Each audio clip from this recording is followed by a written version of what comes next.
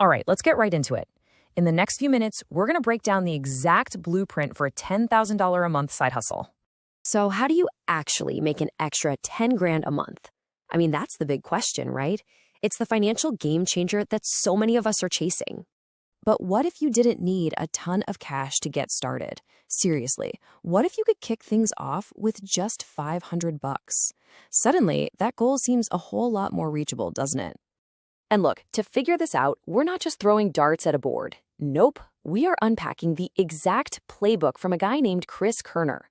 This man has launched over 80 businesses and has earned millions. He's the real deal. He knows how to turn these small bets into absolutely massive wins. Okay, let's dive right into the tactics. We've got 4 proven business ideas you can start with just 500 bucks. Let's go. First up is something called AI implementation. Now check this out, because this is where the opportunity is. You've got 77% of small business owners who say AI would be a total game changer for them. But get this, only 5% are actually using it in a meaningful way. That huge space in between, that's what we call the AI gap. And that is exactly where you come in. And the playbook for this is ridiculously simple. Step 1, learn what's called a vibe coding tool. Think of something like Replit. It basically lets you build simple apps just by typing in plain English what you want it to do. No crazy coding needed. Step 2, run some local Facebook ads. Something simple like, hey, I'll save your business money with AI. Step 3, you build a free demo for a client, maybe an AI voice agent that can take their calls after hours. And finally, step 4, you charge them a setup fee and then a smaller recurring fee every month to keep it running for them. Simple as that. Okay, idea number 2. Drop servicing. And the key thing to understand here is you're not actually doing the service. You're the marketing brain. You find a local business and you become their marketing arm while they stay the fulfillment arm. So you handle all the ads and bring in the customers, and they just do the job they're already good at. And the money side of it is just beautiful in its simplicity. Let's say a customer finds your slick, professional website for an oil change. They pay you $80. You then turn around and pay the local garage $40 to actually do the work. You pocket the other $40, all because you were better at marketing. That's it. All right, let's hit 2 more quickfire ideas. First, you could create these super niche directory websites. I'm talking like dog parks in Seattle or something specific like that, and you just make money from simple Google ads. Or, hey, you could go physical with vending machines. You can find a used one on Facebook Marketplace for maybe $400, spend another $100 on snacks from Costco, and find a sweet spot for it, like an apartment building lobby. All right, let's level up a bit. What if you have $1,000 to start? Well, with that, you can tap into some seriously profitable niche markets. And here is a perfect example: wedding rentals. Get this, a staggering 75% of weddings now take place outside. That's a huge shift. And it's created this booming demand for all kinds of rental gear. Think photo walls, chairs, and one item that's incredibly profitable. Just look at the math on this. You could build a beautiful wooden wedding arch for about $300 in materials from a hardware store. Spend another $100 on some targeted ads aimed at local wedding planners, and your very first rental, your first one, could bring in $1,000. I mean, that is an insane profit for basically one weekend's work. Okay, for our final business plan, we're talking about a $5,000 investment. And this one is all about getting into a more passive play by owning a real cash-flowing asset. Now, this is where things get really interesting because it's all about the comparison. When people think rental income, they usually think of buying a single-family house, right? But check this out. A small RV park can cost about the same to get into, but it can be 3 to 10 times more profitable. Plus, your risk is diversified. Instead of one tenant, you might have 10 or 20.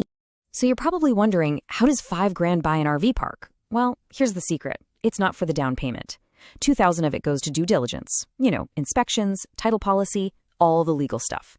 The other $3,000 is your operating capital for stuff like small site improvements and paying the first bills.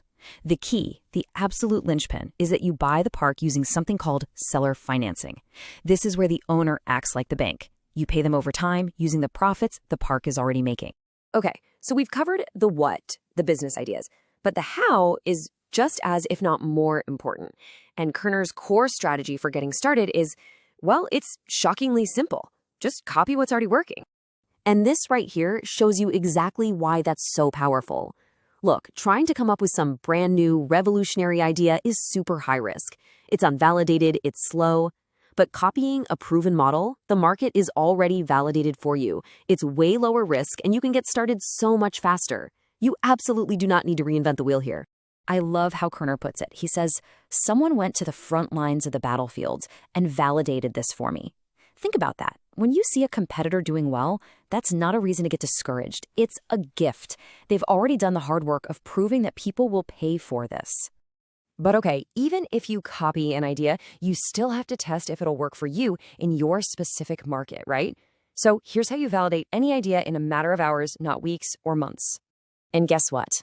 The only tool you really need is one that 1 in 4 human beings on the planet uses every single day: Meta.